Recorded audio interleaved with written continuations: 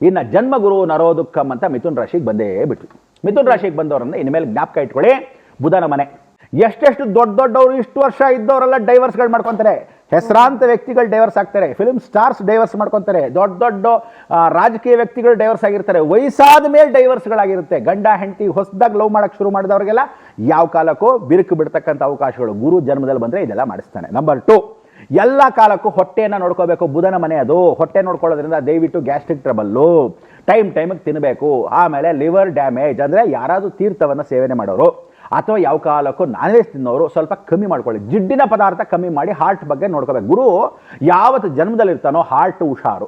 Gastric ಅಂತೀವಿ, time ಸರಿಯಾಗಿ ತಿನ್ನಬೇಕು. ಜಿಡ್ಡಿನ ಪದಾರ್ಥ ರಾತ್ರಿಯಿಂದ ತಿನ್ನಬಾರ್ದು, ಚೆನ್ನಾಗಿ ಗಡತ್ತಾಗಿ ತಿನ್ನಬಾರ್ದು. ಲಿವರ್ ಜೊತೆಗೆ ಯಾವತ್ತು ಬುಧನ ಮನೇಲಿ ಕೂತ್ಕೊಂಡಾಗ ದಯವಿಟ್ಟು ಡ್ಯಾಮೇಜಸ್ ಅಂತ ಕರಿತೀವಿ. ಸೊ ಡ್ಯಾಮೇಜಸ್ ಯಾವುದಕ್ಕಾಗತ್ತೆ ಅಂದರೆ ನೀವುಗಳು ಅವನು ಕೂತ್ಕೊಂಡಾಗ ಸ್ವಲ್ಪ ದೈವಿಕವಾಗಿ ಹೋಗದೇ ಇದ್ದರೆ ಕಷ್ಟ.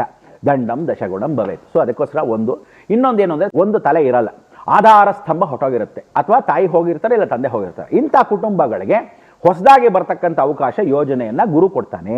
ಬ್ಯಾಂಕಿಂಗ್ ಸೆಕ್ಟರ್ ಅಲ್ಲಿ ಯಾರಿರ್ತೀರಾ, ಗುರು ಅಲ್ಲೇ ಬಂದು ಕೂತ್ಕೊಂಡ್ರೆ ಹುಷಾರ್. ನಿಮ್ಮ ದುಡ್ಡುಗಳು ಎಲ್ಲೆಲ್ಲಿ ಕಳಿಸಿರ್ತೀರೋ, ಯಾರ್ಯಾರು ಲೇವಾದೇವಿ ಮಾಡ್ತಿರ್ತಾರೋ ವಾಪಸ್ ಇಸ್ಕೊಂಬಿಡಿ. ಇಲ್ಲದೆ ಇದ್ರೆ 6 ವರ್ಷಗಳ ಕಾಲ ಉಣ್ಣಿಂದಿ ಪಯ ಮುಂಡಾದೇವಡ ಅಂದರೆ ಯಾವ ಕಾಲಕ್ಕೂ ಇರೋದು ವಾಪಸ್ ಬರಲ್ಲ.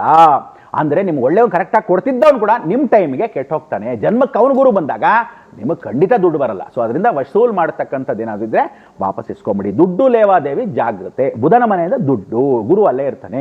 ಇಷ್ಟೆಲ್ಲ ನೋಡ್ಕೊಳ್ತಕ್ಕಂಥ ಮಿಥುನ ರಾಶಿಗೆ ಅಧಿದೇವತೆ ಅಂದರೆ ಪಾರ್ವತಿ ಪರಮೇಶ್ವರಂ. ಜಗದಪ್ಪಿತಂ ಒಂದೇ ಪಾರ್ವತಿ ಪರಮೇಶ್ವರನ್. ಯಾವ್ದಾದ್ರು ದೇವಸ್ಥಾನದಲ್ಲಿ ಪಾರ್ವತಿನೂ ಇರಬೇಕು, ಪರಮೇಶ್ವರನೂ ಇರಬೇಕು. ಅಂಥ ದೇವಸ್ಥಾನ ಬರೀ ಈಶ್ವರ ಇರಬಾರ್ದು.